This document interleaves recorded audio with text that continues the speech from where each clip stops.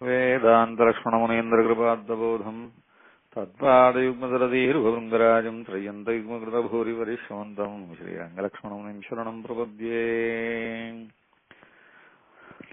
दिगाहे तीर्थबोलाम् शीतलाम् गुरुसन्ततिम् श्रीनिवासदयाम् बोधिपरीभाः पुरम् पुराम् श्रीमान् वेङ्कटनाथार्य कवितार्किकेसरी वेदान्ताचार्यवर्यो मे सन्निधत्ताम् ददाहृदि कोजन्दम् राम रामेति मधुरम् मधुराक्षरम् आरुह्य विदाशाखाम् वन्दे वाल्मीकिकोकिलम् वाल्मीकिरुनिसिंहस्य कवितावनचारिणः शृण्वन् रामकथानादम् को नयाधिपराम् गतिम् आञ्जनानन्दनम् वीरम् जानकीशोकनाशनम् कपीशमक्रहन्तारम् वन्दे लङ्काभयङ्करम् रमाय रामभद्राय रामचन्द्राय वेधसे रघुनाथाय नाथाय सीतायाः पते नमः। காட்பாரி ராமபிரானை எல்லால் மற்றும் கற்பரோக உட்பாமுதலா புலரும்பாதி ஒன்றின்றிய நற்பாலயோத்தியில் வாழும் சராசரம் ஒன்றவும் நற்பால குய்தனன் ஆன்முகனார் பெற்ற நாட்டுளே ஜெயத்யாய் ஸ்ரீதசந்திராசத்வாந்த வித்வம்சனோதயா பிரபாவான் சீதையா தேஹ்யா பரமம் யோமபாஸ்கரः. அற்புதமான சதுர்விம்சதி சஹஸ்ரிகா என்று சொல்லும்படியான 24,000 சம்ஸ்கிருத ஸ்லோகங்களாலே ஸ்ரீ வால்மீகி பகவான் லோக சம்ரக்ஷணார்த்தமாக லோகத்துக்கு ஹிதமாக அருளி செய்தான ஸ்ரீமத் ராமாயண சரித்திரத்துல ஏதோ சில விஷயங்களை அனுபவிச்சுட்டு வந்தோம். 10 உபன்யாசம் கடந்து இன்னைக்கு 11வது உபன்யாசம்.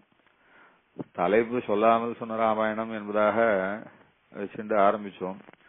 சில விஷயங்கள் சூக்ஷ்மமா இருக்கு, அந்த விஷயங்கள் எல்லாம் அனுபவிக்கலாமே என்று அப்படி ஒரு அபிப்பிராயத்தினால அதுல போன வாரம் இந்த விஸ்வாமித்திர யாக சம்ரக்ஷணம்,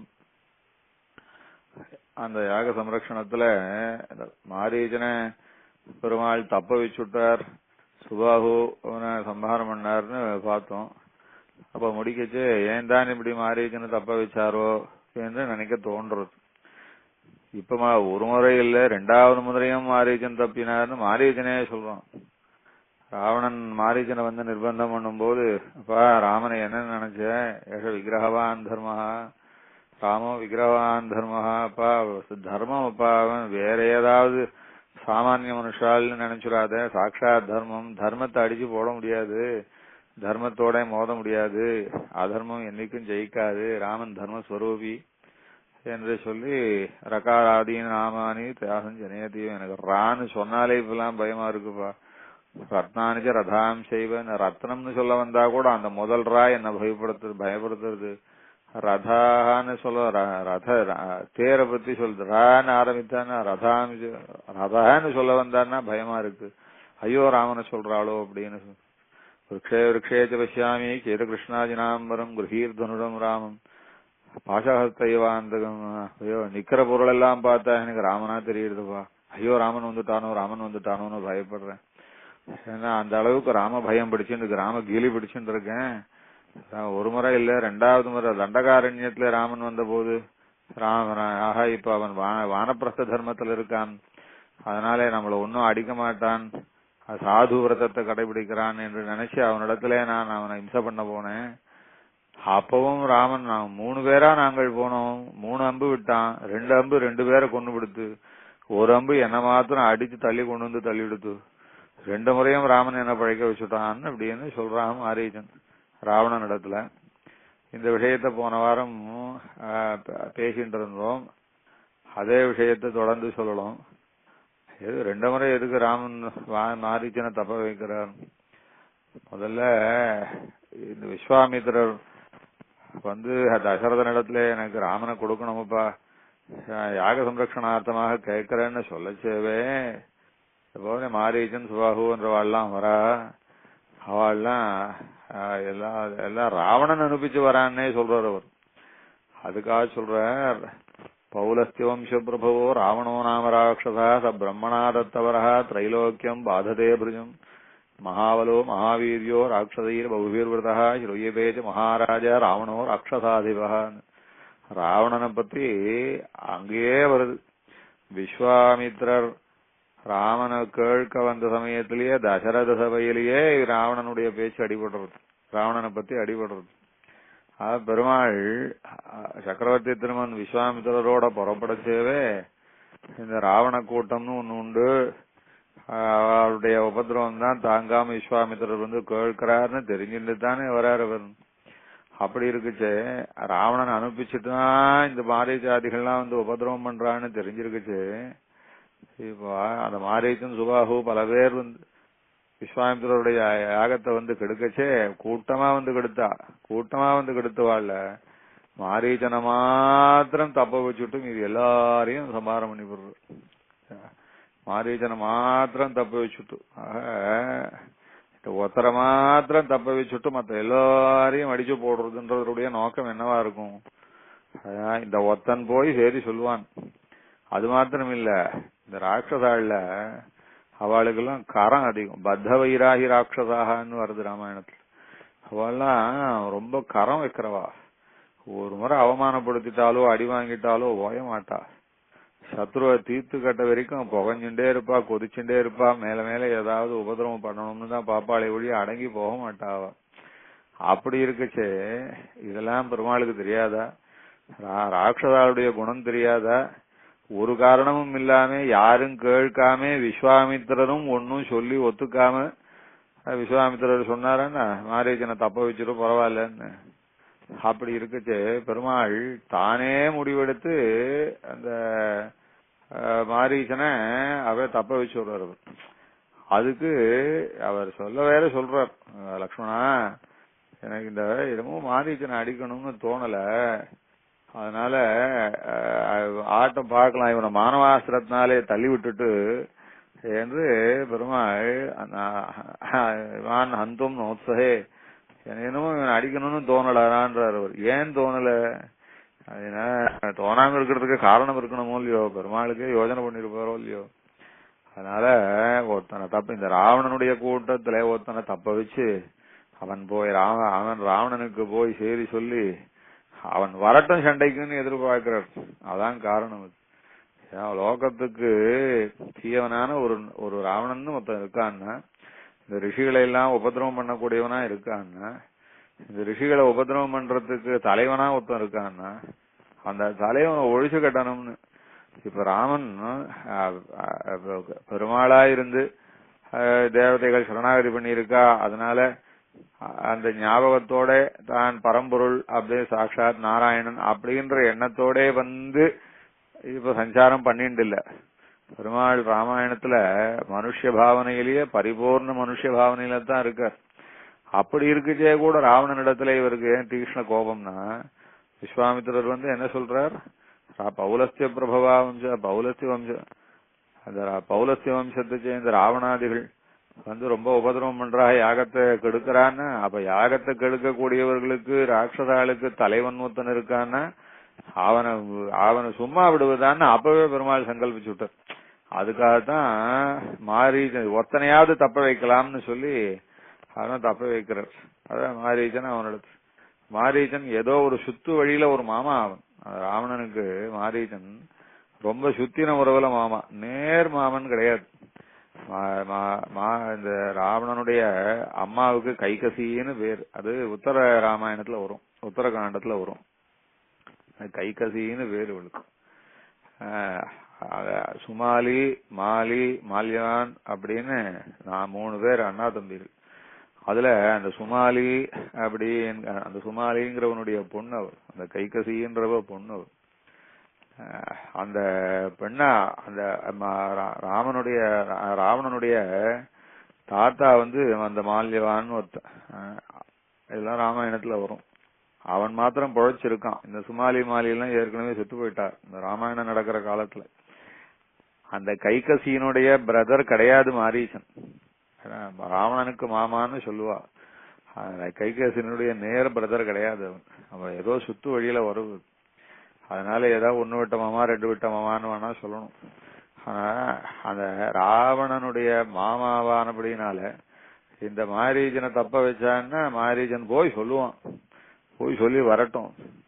இந்த விஸ்வாமித்திரருடைய யாகத்துக்கு எடுக்கிற வழி யாராயிருந்தாலும் அவளுக்கு மூலமா இருக்கிறவனும் ஒழிக்கணும்ன்றதுக்காக மாரீச்சனை தப்ப வச்சார் அப்படின்னு. இதே மாரீச்சனை திருப்பியும் ரெண்டாமதுலயும் அதே மாதிரி தப்ப வைக்கிறார். வேற ஒண்ணும் இல்லை, இருக்கான அவன் போய் கூப்பிட்டு வரட்டும், அவன் வந்தாருன்னா மேற்கொண்டு தேவர்களுக்கெல்லாம் சௌக்கியமா இருக்கும்னு சொல்லி. இப்ப மாரீச்சனை தப்ப வச்சதுக்கு என்ன காரணமா இருக்கணும்னா, அவன் ராவணனை இழுத்துட்டு வருவான் என்றதுக்காகவே அது பெயிட். மாரீச்சன் என்பவன் பெயிட், அதுக்காகத்தான் மாரீச்சனை தப்ப வச்சு விட்டார். அதே போல பல விஷயங்கள் ராமாயணத்துல எதுக்கா இப்படின்னே புரியல. அதே மாதிரி இன்னொரு விஷயம் சொன்னா, விஸ்வாமித்ரர் பெருமாளுக்கு கல்யாணம் பண்ணி வைக்கிறார் ஸ்ரீமத் ராமாயணத்துல. அவர் தான் பெருமாள் அழைச்சுன்னு வந்தார், அவர் தான் பெருமாள் மிதலைக்கு அழைச்சுட்டு போனார், அவர் தான் அந்த வசராம தனுபஷ இது ராகவம் அப்ரவீத், டே ராமா வில்ல எடுடான்னு அவர். விஸ்வாமித்ரர் சொல்லாம ராமன் வில்ல எடுத்து வளைக்க மாட்டார், அவருக்கு அதீனமா வந்திருக்கார். ஆக விஸ்வாமித்ரர் சொல்லித்தான் ராமன் வில்லு எடுத்தார், வளைச்சார், வில்லு முறிஞ்சு போச்சு. ஆக இப்படி பெருமாளுக்கும் தாயாருக்கும் விவாகம் பண்ணி வைக்கணும்னு விஸ்வாமித்ரர் இவ்வளவு தூரம் ஆசையா வந்து ஏதோ ஒரு யாக சம்ரக்ஷணம்னு ஒரு காரியத்தை சொல்லி தசரதனிடமிருந்து ராமனை பிரிச்சு அழைச்சிட்டு வந்து இந்த கல்யாணத்துக்கு ஏற்பாடு பண்ணியிருக்காரு. அதான் முன்னே சொன்னேன், தசரதனிடத்திலே போய் நீ ஜனக மகாராஜன் பொண்ணை கேட்டு விவாகம் பண்ணிக்கோன்னு சொன்னா, ஜனக மகாராஜன் ஐயோ நான் ஒரு பரீட்சை வச்சிருக்கனே, நான் என்ன செய்வேன், உறவு நான் ரொம்ப பிடிச்சிருக்கானா, இருந்தாலும் எல்லாருக்கும் சொன்ன பரீட்சைய உம குமாரன் பண்ணித்தான் ஆகணும்னு சொன்னாலும் தசரத சக்கரவர்த்திக்கு பெருமை குறவு, இழுக்கு. பூமண்டலாதிபதியா இருக்கிறவன் தனக்கு கீழே இருக்கிற ஒரு சிற்றரசனிடத்திலே போய் பெண் கேட்டா, அவன் ஜனக மகாராஜன் அவர் என் பெண்ணை விவாகம் பண்ணிக்கிறதா இருந்தான்னா, தனுர்பங்கம் பண்ணாதான்னா அது தசரத சக்கரவர்த்திக்கு பெயர் குறவு, இழுக்கா இருக்கும் அதனால தசரத சக்கரவர்த்திக்கு சொல்லாம ராமனை அழைச்சுன்னு வந்து ராமனை தன்னுடைய சுவாதீனத்துல வச்சுட்டு ஏதோ விளையாட்டா சொல்வது போல பண்ணிடா எடுடான்னு சொல்லி விஸ்வாமித்திரர் தனுர்பங்கம் பண்ண வச்சா விட்டு தசரத சக்கரவர்த்தியும் ஜனக மகாராஜாவும் இனிமேல் விவாகத்துக்கு ஒன்னும் கௌரவ பிரச்சனை ஒன்றும் கிடையாதுன்னு இவ்வளவு தூரம் பிளான் பண்ணி விஸ்வாமித்திரர் அழைச்சுன்னு வந்து கல்யாணமும் பண்ணி வச்சாரு. இந்த விஸ்வாமித்திரர் கல்யாணமான பிறகு என்ன பண்ணாருன்னா, அடுத்து கல்யாணம் ஆன அடுத்த நாள் அதராத்திரியாம் யதீதாயாம் விஸ்வாமித்ரோ மகாமுனி ஆபிருத்வாதோஜராஜானு ஜகாம உத்தர பர்வதம். கல்யாணம் மறுநாள் கிளம்பி ஓடியே போயிட்டாராம் விஸ்வாமித்ரர். எங்க போனார்னா ஹிமவத் பர்வதத்துக்கு ஓடி போயிட்டாரு. உத்தர இமயமலைக்கு போனவர் தான். அதுக்கப்புறம் இந்த விஸ்வாமித்திரருக்கு இந்த ராமாயணம் தெரியாதா, இந்த ராமனும் சீதையும் வாழ்ந்ததும், அதுக்கு மேல காட்டுக்கு வந்ததும், காட்டுல எவ்வளவு கஷ்டப்பட்டதும், அப்புறம் சீதை காணாம போனதும், இதெல்லாம் ஒன்னும் தெரியாதா, ராவண சம்மானம் நடந்தது தெரியாதா. ஒருத்தரும் விஸ்வாமித்திரர் எட்டே பார்க்கல சுவாமி. கல்யாணம் பண்ணி வச்சுட்டு கல்யாணம் பண்ண ஆளாட்டுல ஏதோ ஒரு சிரமம்னா கல்யாணம் பண்ணி வச்சவர் வந்து அதெல்லாம் எது நியாயமா நடக்கணுமோ அத நடத்தி கொடுக்க மாட்டாரா. அதுவும் விஸ்வாமித்திரர் மாதிரி பெரிய மனுஷன், அவர் சொன்னா எல்லாரும் கேட்பா, 3 லோகமும் கேட்கும் அவர் வார்த்தைய. அப்படி இருக்கிறவர் ஒண்ணுமே பேசல. கடைசியில எல்லாம் பட்டாபிஷேகம்லாம் ஆனா விட்டு வரா எல்லாரும். ஏன் சுவாமி இந்த விஸ்வாமித்திரர் இப்படி காணாம போயிட்டாரு, கல்யாணம் பண்ணி வச்சவர் காணாம போயிட்டாரே அப்படின்னா, விஸ்வாமித்திரருக்கு தெரியாது ஒண்ணும் இல்ல. அவருக்கு மறுநாள் கார்த்தால அவசரமா கல்யாணம் ஆன உடனே கார்த்தால அவசரமா கிளம்பினதுக்கே தெரியும், அவருக்கு காரணம் தெரியும். ஏன்னா இவர் இப்படி அந்த பக்கம் அப்படி கிளம்பி போனாருன்னா செத்த நாளைக்கெல்லாம் பரசுராமர் வராரு. என்ன பண்றான் பாரு, எப்படி நீ வெளில உடைச்சியாக்குன்னு ராமன் மேலே கோவிச்சுண்டு வரார். அந்த பரசுராமர் யாருன்னா விஸ்வாமித்திரருடைய அக்கா பேரன். அவர் விஸ்வாமித்திரருக்கு சத்தியவதியின் அக்கா. அவர் ரிஷிகர் என்பவரோட மனைவி. அவர் அந்த ரிஷிகருக்கு கல்யாணம் பண்ணி கொடுத்தார். அந்த ரிஷிகருக்கு புள்ள ஜமதக்னியுடைய புள்ள பரசுராமர். அந்த கதை முன்னையே சொன்னாலும் சொல்லியிருப்பனும். விஸ்வாமித்திரர் அவர் காதி சுதர்னு பேரு, காதி என்பவருடைய பிள்ளை அவர். அந்த விஸ்வாமித்திரருக்கு முதல்ல அக்கா மட்டும்தான் இருந்தா, பிள்ளை பிறக்கல அவளுக்கு காதிக்கு. அதனால காதியினுடைய ஆம்பியா தன் பெண் சத்தியவதி அவர்கிட்ட சொல்றா, அம்மா உங்க ஆத்துக்காரர் தான் ரிஷிகரர், பெரிய ரிஷியா இருக்கார். அவருக்கு தெரியாது இல்ல, அவர்கிட்ட சொல்லி எனக்கும் குழந்தை பிறக்கும் உனக்கும் குழந்தை பிறக்கிற மாதிரி, ஆண் குழந்தை பிறக்கிற மாதிரி அவரிடத்துல ஏதாவது ஒரு அனுகிரகத்தை கேளுன்னு சொல்றார். அதே போல ரிஷிகரர் தன்னுடைய பத்னி கேட்கிறாளேன்னு பிள்ளை பிறக்கட்டும்னு சொல்லி, மாமியாருக்கும் பிள்ளை பிறக்கட்டும் தன்னுடைய மனைவிக்கும் பிள்ளை பிறக்கட்டும்னு 2 விதமான சருன்னா ஒரு விதமான ஒரு மருந்துன்னு வச்சுக்கோங்க, அது ரெண்டும் தயார் பண்ணி மந்திரிச்சு வச்சிருக்கார்.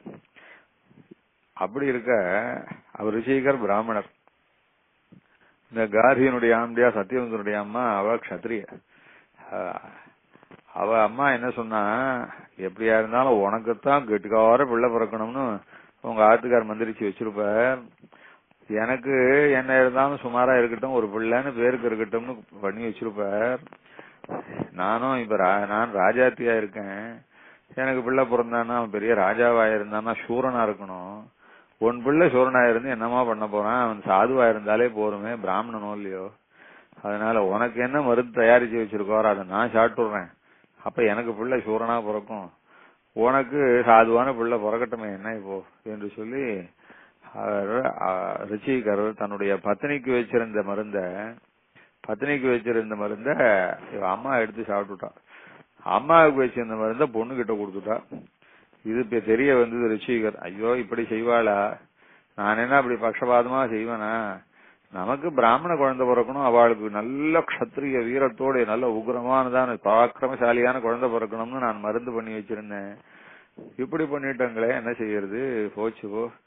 நமக்கு பிறக்க போற கூட அசாத்திய சூரனா இருந்து அடி தடின்னு கைய ஓங்கிட்டு எப்ப பார்த்தாலும் அலைய போறது, அவளுக்கு பிறக்க போற குழந்தை பெரிய ரிஷியா சாதுவா இருக்க போறது, இப்படி ஆயிடுத்தே அப்படின்னு உடனே ஐயோன்னு பயந்து போயிட்டா அந்த சத்தியவதி. ஐயோ எனக்கு தெரியாதே. ஆத்துக்கார இடத்துல சொல்றா, சுவாமி நான் தெரியாம தான் அம்மா சொன்னாலேன்னு கேட்டுட்டேன், எனக்கு பிள்ளை பிறந்த அடி தடின்னு கையில உலகைய தூக்கி இந்த கத்திய தூக்கி நலைஞ்சா என்ன பண்றது அப்படின்னு. ஒன்னும் பண்ண முடியாது இனிமேன்னு அவர், இல்ல அப்படி வாண்டான்னு சுவாமி உங்க வாயால சொல்லாதுன்னு. அப்படியா சரி போ அப்படின்னா, அந்த நமக்கு பிறக்கிற பிள்ளை வேணா சாதுவா இருக்கட்டும், ஆனா அவனுக்கு பிறக்கிற பிள்ளை நிச்சயமா இந்த உக்ரம் இல்லாம போகாது இந்த வம்சத்துல. அதனால அது நீ சாப்பிட்ட மருந்துக்கு உன் பேரன் மகா பொல்லாதவனா கத்தியும் கவடாவும் எடுத்துட்டு அலைஞ்சிட்டு தெரிய போறான் போ அப்படின்னு சொல்லிவிட்டார். அவர் தான் இந்த பரசுராமன்.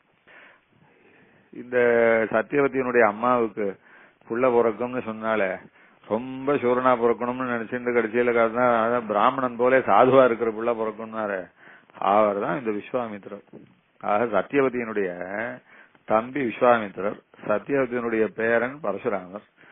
பரசுராமர் இதோ சீரின்னு வர போறார். இவர் நம்ம மாமா தாத்தா தானே விஸ்வாமித்திரர். அவர் அப்பயே இருந்து என்ன பரசுராமர் சமயத்துக்கெல்லாம் உபதிரவம் பண்ணாதையும், குழந்தைகள் இப்பதான் கல்யாணம் பண்ணிட்டு கிளம்புறா 4 பேரும், இந்த சமயத்துல உபதிரவம் பண்றீரே, எதுக்கு இங்க இருப்போம், முதல்ல உங்க சண்டை போடுறதுக்கு இடமா இல்லைன்னு சொல்லி அந்த பரசுராமரை சொல்ல மாட்டாரா விஸ்வாமித்திரர், மாமா தாத்தா வச்ச. ஆனா விஸ்வாமித்திரர் ஓசப்படாம கிளம்பி போயிட்டார். சுவாமி ஏன் இப்படி கிளம்பி போறாருன்னா, வரட்டுமே இந்த பரசுராமர் வரட்டும், பரசுராமர் வந்தாருன்னா அவரிடத்துல வைஷ்ணவ தேஜஸ் இருக்கு, அதை பெருமாள் வாங்கிக்க போறார், வாங்கிக்கட்டும். பரசுராமர் வந்தாருன்னா பரசுராமனுடையதான இந்த ஆணவம், இந்த க்ஷத்ரிய வேகம் எல்லாத்தையும் அடக்கணும். இதுதான் நல்ல சந்தர்ப்பம். பரசுராமருக்கு அந்த பிராமண அந்த சாதுவான சுவாவம், அந்த பிராமணியம் ஒசரணும்னா அவரிடத்துல அந்த ரிஷிகர் தயாரிச்சு கொடுத்த மருந்தினுடைய அந்த க்ஷத்ரிய வேகம் குறையணும். அந்த க்ஷத்ரியத்தை வேகத்தை இப்ப பெருமாள் வாங்கிட்டு போறாரு இவர்கிட்ட, நல்லதுதானே. அதனால தன்னுடைய தங்க பேரன் அக்கா பேரன் அந்த பரசுராமர் கர்வபங்கம் பட்டு போகட்டும், அப்பதான் அவருக்கு க்ஷேமம். அதனால விஸ்வாமித்திரர் சொல்லாம கொள்ளாம போயிட்டு வரேன்னு சொல்லிட்டு இப்பதான் அவர் தன்னுடைய அக்கா பேரன் வர போறான்னு தெரிஞ்சுன்னு ஒளிய போயிட்டாரு. சரி அப்ப ஓடி போனாரு சுவாமி, அதுக்கப்புறம் வரக்கூடாதோ நான் விஸ்வாமித்திரர் அதுக்கப்புறம் வரலாமோ இல்லையோ, கடைசி வரைக்கும் வரவே இல்லை.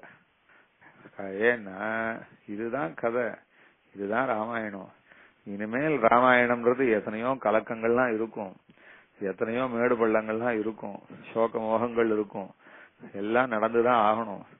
பெருமாள் அவதரிச்சு துயரில் மலியும் மரிகரு விரவியில் தோன்றை கண்காண வந்த துயரங்கள் செய்து தந்தைவ நிலை உலகில் புகவிக்குமான் நாட்டில் பிறந்து படாதனப்பட்டு மனுஷர்க்கா நாட்டை நிலையும் அரக்கரை நாடித்தொழிந்திட்டு நாட்டை அழித்துய்ய செய்து நடந்தமை கேட்டுமே.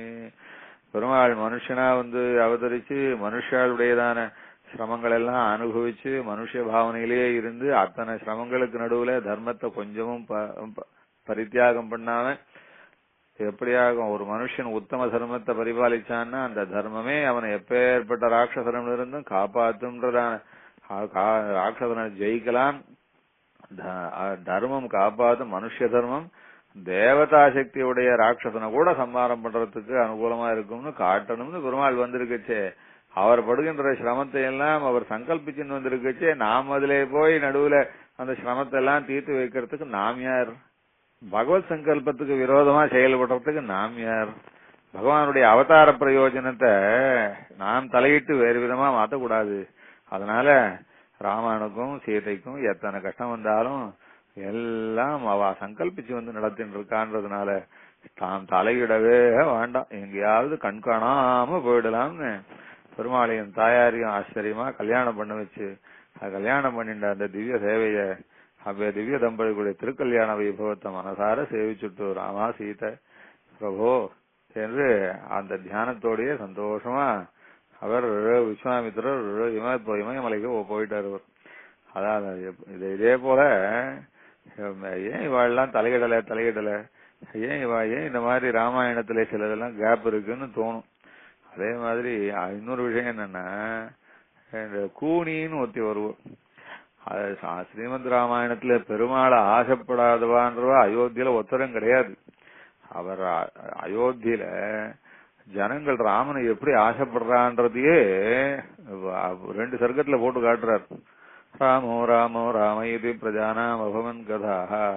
ஊர்ல இருக்க எல்லாரும் ஒருத்தரும் ஆணா இருந்தாலும் பெண்ணா இருந்தாலும் சரி ஸ்ரீயோ விருத்தா தருண்யஸ்ய சாயம் பிராத சமாயிதா சர்வான் தேவான் நமஸ்யந்தி ராமஸ்யா தேஜஸ்வினஹ அப்படின்னு.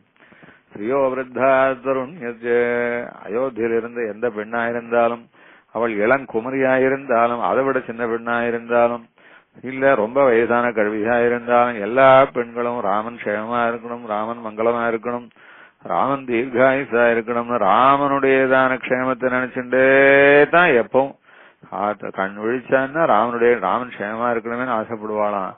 தலிகை பண்ணச்சேன்னா ராமன் க்ஷேமமா இருக்கணுமே நினைச்சு போவாளாம். ஆத்துக்காருக்கு சிசுரோஷ பண்ணச்சேலாம் ராமன் க்ஷேமமா இருக்கணுமே நினைச்சு போவாளாம். சர்வான் தேவான் நமஸ்யந்தி. எப்பவும் அயோத்தியில இருக்கிறதான கோவில்களுக்கு எல்லாம் போவாளாம். எந்த கோவில்ல போனாலும் எந்த பெண்ணா இருந்தாலும் அர்ச்சனை பண்ணுவாளாம். என்ன அர்ச்சனை பண்ணான்னா ராமச்சந்திர பிரபு க்ஷேமமா இருக்கணும். அதனால ராமவர்மா பேர்லதான் அர்ச்சனை பண்ணுங்கன்னு சொல்லுவாளாம். பிராமணால சர்மான்னு சொல்றது, கஷத்ரியால வர்மான்னு சொல்றது, வைசியால குப்தான்னு சொல்லணும். அதான் ராமனுடைய பேர்ல அர்ச்சனை பண்ணுங்கன்னு சொல்லுவாளாம். அதுபோல சர்வான் தேவான் நமஸ்யந்தி ராமஸ்யார்த்தேஜஸ்வினா. அப்படி ராம சர்வான் ஸ்ரீயோ சாயம் பிராத சமாயிதாக. காலவேளையும் கோயில்கள்ல அர்ச்சனை கூட்டம் ரொம்ப இருக்குமா. எல்லாம் ராமன் பேர்ல தான் அர்ச்சனை பண்ணுவாளாம். சாயம் வேளையிலையும் அர்ச்சனை பண்ணுவாளாம். இந்த அர்ச்சனை பண்றதுல பெரும்பாலும் கூட்டம் மொத்தம் என்னன்னா ஸ்திரீயா விருத்தாக தருண்யஸ்ய பெண்களா இருக்குமாம், இளம் பெண்களாகவும் இருக்குமா, வயசானவாளாவும் இருப்பாளாம் அப்படின்னாரு. ஸ்ரீமத் ராமாயணத்துல ராமன்னா யாருன்னு பெரியவா சொன்னா அழகாலே நாட்டை விரட்டி திரிபவன் அப்படின்னு சொல்லியிருக்கா. தன்னுடைய அழகாலே நாட்டை விரட்டி திரிபவன்.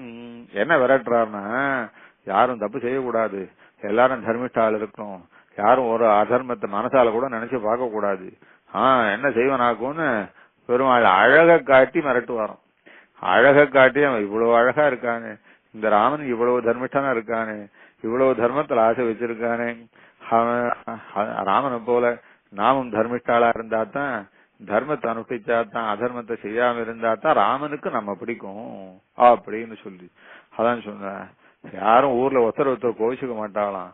ஏன் கோவிச்சுக்க மாட்டான்னா, ஐயோ கோவிச்சுண்டா ராமனுக்கு பிடிக்காதே, கோபம்ன்ற குணமே ராமனுக்கு பிடிக்காதே, நான் இவனை கோவிச்சுண்டா ராமனுக்கு தெரிஞ்சிருமே, ராமன் என்ன நினைச்சுப்பான், ஐயா இவன் என்ன கோபக்காரனா இருக்கானே, இவன் வேண்டாம் நமக்கு நினைச்சுப்பானே, அவனுடைய அழகான சேவை கிடைக்காதே என்ன அப்படின்னு ஒருத்தருக்கு ஒருத்தர் கோவிச்சுக்க மாட்டாளாம். ஏன்னா ராமவேபானு பஷ்யந்தா அப்படின்னு எல்லாரும் ராமன் ராமன் அப்படி இருக்கக்கூடிய அயோத்தியில எங்க சுவாமி இந்த மந்தரன் ஒருத்தி வந்து முளைச்சாவோ, அதிசயமா இருக்க. ஊரெல்லாம் ராமன் ராமன் ஆசைப்படச்சு, யாருமே ராமனுக்கு விரோதமா நினைக்காம இருக்குச்சு. கைகேயி கூட ராமனிடத்துல சொல்லுச்சு, பரதேவா ராமேவாகம் விசேஷம் நோபலட்சியன். என்னன்னா பரதனா இருந்தா ராமனா இருந்தா எனக்கு ராமன் தான் இன்னும் அதிகமா பிடிக்கும்னா தசரதன் இடத்துல அப்படியாக்கும் அந்த ராமனை எல்லாரும் ஆசைப்பட்டு இருக்குச்சு. எங்கே இந்த மந்தர வந்தார்னா ஞாதிதாதீயதோ ஜெயதா கைகேயா துதோஷிதா பிராசாதம் சந்திரசங்காசம் ஆதுரோஹோ எதிர்ச்சயா அப்படின்னு அவர் சொன்னார். பிராசாதம் சந்திரசங்காசம் ஆதுரோஹோ எது ஞாதிதாதீயதோ ஜாதா கைகேயா து சகோஷிதா. எங்கேதோ வந்தான்னு ஏதோ ஜாத்தான்னு எங்கேயோ பிறந்தவள் அப்படின்னு எங்கேயோ பிறந்தவள்னா அயோத்தி ஜனம் கிடையாதுன்னு அர்த்தம். அயோத்தி ஜனம் அதனால என்ன, அயோத்தியில இருக்கிறவாள்லாம் எங்கேயோ பிறந்தவாளா இருக்க மாட்டாளன்னா, அயோத்தியில வந்து கல்யாணம் பண்ணிட்டு வந்த பொண்கள்லாம் எங்கேயோ பிறந்தவாளா தான் இருப்பா. எல்லாரும் அயோத்தியிலேயே பிறந்த அயோத்தியிலேயே கல்யாணம் ஆயிடும்னு என்ன நிச்சயமான தெரியல. அப்படி இருக்குச்சு. ஞாதி தாதியதோ ஜாதா கைகேயா எங்கே இருந்துதான் வந்தாளோ இவன் சொல்லுவா. இவ கைகேயாத்து சகோஷிதான்னு சொல்லியிருக்க இவர். அதனால அந்த கைகேயினுடைய அந்த அஸ்வபதி அந்த கேகைய ராஜ்யம் இருக்க அந்த ஊர்ல இருந்தே கைகேயிக்கு கல்யாணத்தும் போது கூடவே நான் இவளுக்கு ஒத்தாசையா இருக்க போறேன்னு சொல்லி அப்பவே கூட வந்துட்டாளான். அந்த காலத்து ராணிகள் கல்யாணம் பண்ணின்னு வந்தான்னா தன்னோட வேலைக்காரிகளையும் கூட்டுன்னு வந்துருவா. ஏன்னா அவதான் ஒத்தாசையா மனசு அறிஞ்சு அன்னிலேந்து இருக்கா, நம்ம மனுஷாலா இருந்து பாத்துக்கிறான்றதுனால. அது போல கைகேயிக்கு பிறந்தாத்துல இருந்தே வந்த வேலைக்காரி இருக்கட்டுமே சுவாமி. பிறந்தாத்துலேருந்து வந்த வேலைக்காரியா இருந்தான்னா ராமனை துவேஷிப்பாளான்னு எத்தனையோ பேர் வெளியூர்ல இருந்து கல்யாணம் ஆகி வந்தவா அயோத்தியில இருந்தவாள்லாம் என்ன ராமனை துவேஷிச்சாலும் எல்லாரும் ஆசைப்பட்டாளோ இல்லையோ. இந்த மந்தரை என்று சொல்ல முடியாது, இந்த கூனி மாத்திரம் என்ன ஏன் இப்படித்தான்னா ராமாயணத்துல ஒண்ணும் பதில் கிடையாது இதுக்கு. கூனி ஏன் ராமனிடத்துல துவேஷத்தை பாராட்டினான்றதுக்கு ராமாயணத்துல ஒண்ணும் கிடையாது. ஆனா ஆழ்வார் சாதிக்கிறார், கொண்ட கொண்ட கோமி மீது தேனுலாவு கூனி கோன் உண்டை கொண்ட ரங்க ஒட்டி உள்மகிந்தனாதனூர் நண்டையுண்டு நாரை வேறவாளை வாய நீளமே அண்டை கொண்டு கண்ட மேயும் அந்த நீரரங்கமே. திருச்சந்த விருத்தத்துல ஒரு பாசுரத்துல இந்த விஷயம் வருது. இதே மாதிரி இன்னொரு இடத்துல கூட வருது. ஆனா இந்த இடத்துல ஸ்பஷ்டமா வருது, கொண்டை கொண்ட கோதை மீது தேனுலாவி கூனி கூன் நம்மாழ்வான்னு சாதிக்கிறார் வரும். ஆனா இங்க பாசுரத்தை தான் ஸ்பஷ்டமா வருது, கொண்டை கொண்ட கோதை மீது தேனுலாவி கூனி கூன் உண்டை கொண்ட ரங்க ஓட்டி உள்மகிந்த நாதனூர் அப்படின்னு. ஏன் வினைதீர் வருந்தானாய் விண்ணோர் தலைவாகே சவா மனை சேராயர் குலம் முதலே மாமாயனே மாதவா அந்த பாசுரம் இல்ல, அதுக்கு முன் பாசுரத்துல வரும். இந்த பாசுரத்துல கட்டாயம் வருது, கொண்டை கொண்ட கோதை மீது தேனுலாவி. என்னன்னா கூனியானவள் அப்படி முதுகு ரொம்ப வளவா இருக்குமா. பெருமாள் சிறு வயசுல அபியாசம் பண்ணுச்சு. ராமன் அபியாசம் பண்ணிட்டு இருக்குச்சு. அவ வில் அபியாசம் பண்ணுச்சு. அத உண்டவில்னு ஒண்ணு வச்சு, அது என்னன்னா அம்புல முன்னாடி பந்து மாதிரி சொருகி இருக்கும். என்னன்னா விளையாடிச்சா அடிச்சா யார் மேலேயும் பட்டுட்டு அது யாருக்கும் ஒன்னும் வரக்கூடாதோ இல்லையோ. இந்த காலத்துலாம் பசங்க விளையாடிச்சு அது பந்து கிண்டு எங்கேனா பட்டுறது, அங்க கார்ல எல்லாம் அடிச்சுடுறது, கண்ணாடி உடைஞ்சு போறது, இப்படி விளையாட்டுல எத்தனையோ பிரச்சனை வருது. அது மாதிரி பிரச்சனை வரக்கூடாதுன்றதுக்காக அதுவும் வில்லு அம்பு அதுல பிரச்சனை வரக்கூடாதுன்றதுனால அது உண்டவில்ல அம்புக்கு முன்னாடி ஒரு பந்து மாதிரி சொருகி வச்சு அடிக்கிறது. அதை அடிச்சான்னா யாருக்கும் வலிக்காதுன்ற, மேல பட்டா கூட வலிக்காதுன்றதுனால அப்படி அந்த மாதிரியான உண்டவில்ல வச்சுட்டு பெருமாள் அபியாசம் பண்ணிட்டு இருக்குச்சு. ஒரு நாள் கூனி அந்த வழியா போனாலாம். பார்த்தாராம் பெருமாள், ஐயோ பாவம் என்ன இப்படி சுருண்டு கிடக்குறாளே இவோ இவ்வளவு கஷ்டப்படுறாளே, சரி நாம கொஞ்சம் இவ்வளவு நிமித்தலான்னு சொல்லிட்டு அத உண்டவில்ல முதுகலை விட்டாராம். கொண்டை கொண்டா கோனி மீது தேனுலாவு. அதே என்ன ஆயிடுத்து, விட்ட உடனே அவளுக்கு கொஞ்சம் முதுகு நிமிந்துடுச்சு. ஐயோ பரவாயில்ல, கொஞ்சம் சுமாரா இருந்தது. ஆனா இருந்தாலும் அந்த முதுகுல இருந்த கொண்டை இருக்க பெரிய கொண்டை அது சத கொண்டை அந்த சத கொண்டை அப்படியே தான் இருந்தது. அதனால கொஞ்சம் கூனியா தான் இருப்போம். ஆனா இருந்தாலும் முன்ன இருந்த சிரமம் அவளுக்கு இல்லாம பண்ணிட்டார் பெருமாள். ஒரேடியா சுருண்டு கிடந்தா அவ்வளவு இல்லாம கொஞ்சம் சுருண்டு வச்சு ராமன் நல்ல அபிப்பிராயத்தோட தான் முதுகுல அம்பு விட்டார். ஆனா இந்த சுத்தி இருந்த பசங்கள் அவ மேல அம்பு பட்ட உடனே குழந்தைகளோ இல்லையோ எல்லாம் விளையாட்டு பசங்க அவ மேல பட்ட உடனே அவ என்னமோ அப்படின்னு நினைச்சுன்னு சிடுன்னா பாருங்க. அத பார்த்து பசங்களுக்கு தமாஷா இருந்தது, சிரிச்சு கொடுத்து எல்லாம். பசங்க சிரிச்ச உடனே ஆத்திரம் வந்து கொடுத்தோம். ஆஹா என்ன ஒரு பரிகாத பொருள் ஆக்கினியா ராமா, பாரு உன்னை என்ன ஆக்குறேன் பாரு, உன்னை ஒரு நாள் எப்படி ஒரு பரிகாத பொருள் ஆக்குறனா இல்லையா பாரு, பட்டாபிஷேகம்னு நின்றவனை காட்டுக்கு விரட்டினா பாரு அந்த கூனின்னு சொல்றாளா இல்லையா பாரு, அப்படி இப்படின்னு ஏதோ கரம் வச்சுட்டா. பட்டாபிஷேகத்தை பத்தி கரம் வச்சாலா என்னன்னு பின்னாடிதான் தெரியும். அவ அப்பவே கரம் வச்சாலும் வச்சிருப்போம். ஏன்னா ராமன் தான் பட்டாபிஷேகத்துக்கு உரியவன்றதுனால பா உன்னை இந்த நாட்டுக்கு ராஜா ஆக்குறனா பாரு, உன்னை ஒரு கை பாத்துக்கிறேன்னு அப்பவே கரம் வச்சுட்டு போயிட்டா போல இருக்கு. அதனால சொன்ன இந்த மந்தரையானவள் ஏன் இப்படி பெருமாளிடத்துல இந்த துவேஷத்தை பாராட்டினான்னு ராமாயணத்துல இல்ல. ராமாயணத்துல ஒரு காரணம் சொல்லல, வால்மீகி ஒண்ணும் சொல்லல. ஆனா இந்த இது காரணம் அப்படின்றத ஆழ்வார் பாசுரத்துல இருந்து ஊகிக்கலாம். அதனால சில விஷயங்களுக்கு ராமாயணத்துல பதில் கிடைச்சாலும் கிடைக்கும், இல்லைன்னா ராமாயணத்துல கிடைக்காமையிலும் போயிடும். இதே மாதிரி இன்னொரு விஷயம் என்னன்னா, அகஸ்தியர் பெருமாள் வனவாசத்துக்கு போனார். அது போச்சே 10 வருஷம் அப்படி ரிஷிகள் ஆசிரமத்துல எல்லாம் போய் தங்கி அங்க 1 மாசம் 10 நாள் 15 நாள் 2 மாசம்னு அந்த ரிஷிகள் ஆசிரமத்திலேயே சாப்பிட்டு அவளுக்கு அனுகிரகம் பண்ணிட்டு அப்படி காலத்தை ஓட்டிட்டு ஒரு பர்ணசாலையா கட்டிக்கல. அதுக்கப்புறம் 10 வருஷம் கழிச்சுதான் அகஸ்தியர் ஆசிரமத்துக்கு வர. அங்க வந்தா விட்டு 10 வருஷம் சுத்தியாச்சு, இனிமே சுத்த வேண்டாம், தண்டகாரண்யத்துல எல்லா ரிஷிகளையும் சேவிச்சாச்சு, தண்டகாத போவன ஜங்கம பாரிஜாதா அப்படின்னு தண்டகாரண்யத்துல எல்லா ரிஷிகளையும் பார்த்தாச்சு. இனிமே 10 வருஷம் தனியா எங்கேயாவது இன்னும் ஒரு 4 வருஷம் எங்கேனா ஆசிரமம் கட்டிக்கலான்னு இருக்கேன். தேவரே ஒரு இடம் சொல்லும், பெரியவா சொன்ன இடத்துல போய் இருக்கலாம்னு ஆசையா இருக்குன்னு சொல்லி ராமன் வந்து விஸ்வாமித்திர அகஸ்தியரை கேட்கிறார். சரி அகஸ்தியர் கேட்டான்னா அகஸ்தியர் பஞ்சவடியில இருன்னு சொன்னார். சரி பஞ்சவடியில இருந்து சொன்னாரோ இல்லையோ, பஞ்சவடியில் ராமன் ஆசிரமம் கட்டு இருக்கார், ரொம்ப நன்னா இருக்கார், சௌக்கியமா இருக்கார், இன்னும் 1 வருஷம் தான் பாக்கி இருக்கு. அப்படி இருக்குச்சு சூர்பனக வந்தா அப்புறம் சூர்பனக வந்தா தாயார் காணாம போயிட்டா, ராவணன் தூக்கிட்டு போயிட்டான். போனா என்ன பண்ணணும், அகஸ்தியர் உடனே வந்து ஆமா ராவணன் தான் தூக்கிட்டு போயிட்டான், இப்ப நீ தெரியாம அலையாத அப்படின்னு அவர் சொல்ல வேண்டாமோ? இல்ல ராமன் தான் நாக்கும், அவள் இடத்துல போய் கேட்க வேண்டாமோ? இந்த மாதிரி ஏதோ இங்கதான் சுத்தின்னு இருந்தேன், இங்கதான் சுவாமி தேவர் சொல்லித்தான் இந்த பஞ்சவடியில சுத்தின்னு இருக்கேன், என்னமோ திடீர்னு பார்த்தான்னா காணமே, என் தாயார் காணாம போயிட்டா, அதை ஆண்டாள காணாம போயிட்டா, அதை நீ தான் கொஞ்சம் பார்த்து சொல்லுமே, உங்களுக்கு தான் தெரியுமே, வெத்தலை இதழில மை கூட போட்டு பாப்பீரோ என்னவோ தெரியல அப்படின்னு ராமன் கேட்க வேண்டாமோ? அகஸ்தியர் என்ன சொன்ன ராமனிடத்துல, ராமா நீ காட்டுக்கு வந்திருக்கேன்னு எனக்கு தெரியும், எப்படி தெரியுமோ இல்லையா, யாராவது வந்து சொன்னாலான்னா, ஹிருதயஸ்தஞ்சரே சந்தோ விஜ்ஞாதம் தபசாமயா இகவாசம் பிரதிஜாயமயா சகதபோவனே அத்தவாமகம் ப்ரூமி கச்ச பஞ்சவட்டி மிதீனர் ஹிருதயஸ்தஞ்சரே சந்தோ விஜ்ஞாதம் தபசாமயா.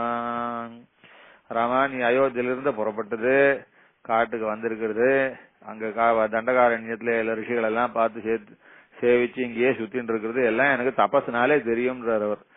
இவர்தான் ஏற்கனவே தபஸ்னாலே டிவி போட்டு பாக்குறாரோ இல்லையோ, ராமனுக்கு தனியா சேனல் ஒண்ணு வச்சுட்டாரு போல இருக்கு மனசுல, இந்த ராமன் எங்க சுத்தின்னு இருக்காருன்னு பாக்குறதுக்கு.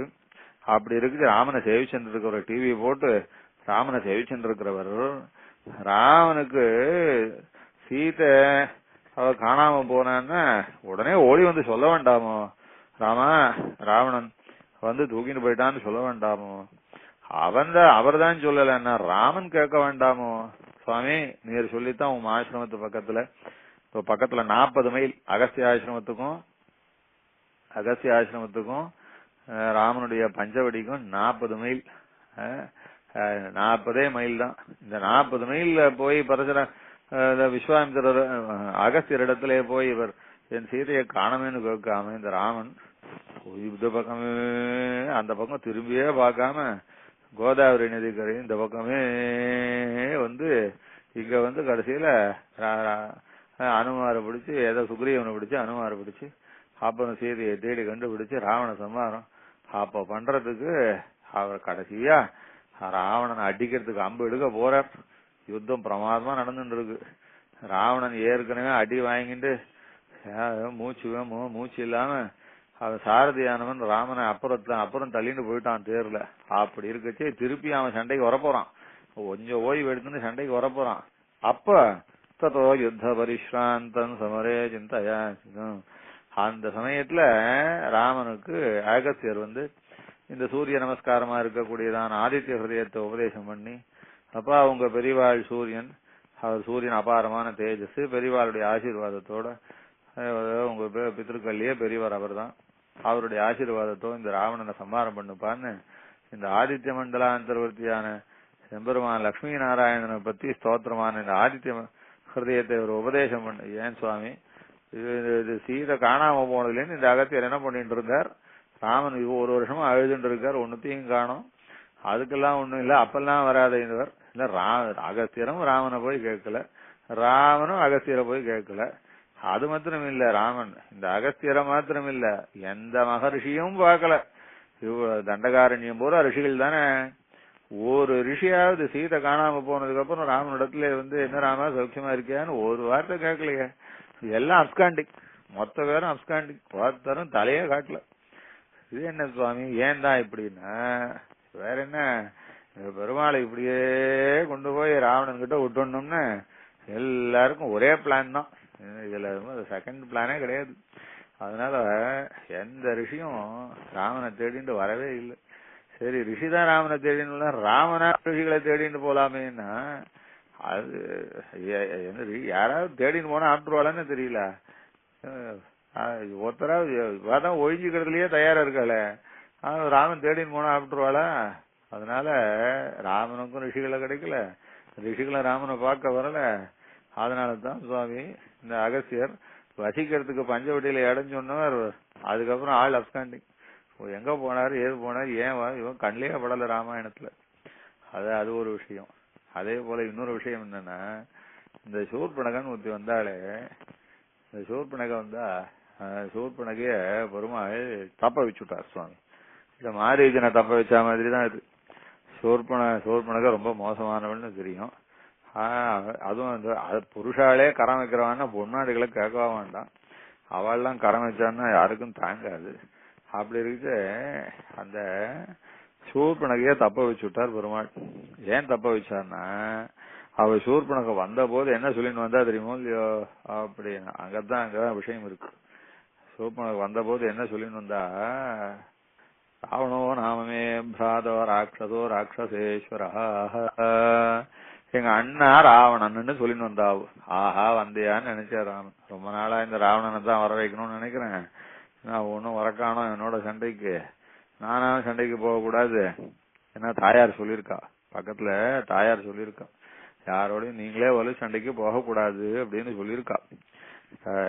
ரிஷிகள்லாம் சரணாகதி பண்ணினா, ரிஷிகள் சரணாகதி பண்ணச்சு அப்ப என்ன சொன்னா, இந்த மாதிரி ராவணன் இடத்துல இருந்து ரொம்ப பயமா இருக்கு, ராவணன் வந்து எங்களெல்லாம் ரொம்ப ஹிம்சிக்கிறான் அப்படின்னு சொன்னா, அப்ப அவர் சொன்னார், பவதா மத்த சித்தியர்த்தம் ஆகதோகம் எதிர்ச்சயான்னு.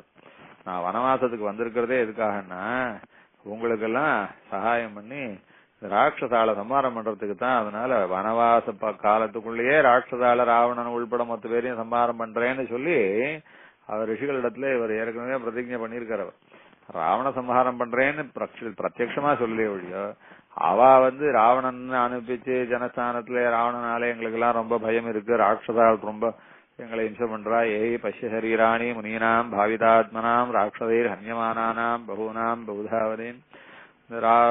ராவணனுடைய ராட்சதாயங்களை எப்படியெல்லாம் சாப்பிடுறா பாடுறாமா, எங்க கைய பாரு காலை பாடுறாமா, எப்படி பிடிக்கி தின்னு வச்சிருக்கா, ஒருத்தருக்கு கைய காணும் காலை காணும், அப்படியாக எப்படியா வெண்டைக்காயை உடைச்சு தின்ற மாதிரி கையை உடைச்சு தின்னுட்டு ஜூஸ் குடிச்சிட்டு போயிட்டே இருக்கா, அவ ரத்தத்தை சாப்பிட்டுட்டு இவ்வளவு தூரம் எங்களை எல்லாம் கஷ்டப்படுத்துறா. அதனால ஏகி பசிய சரீராணியும் நீனாம் பவிதாத்மனாம்.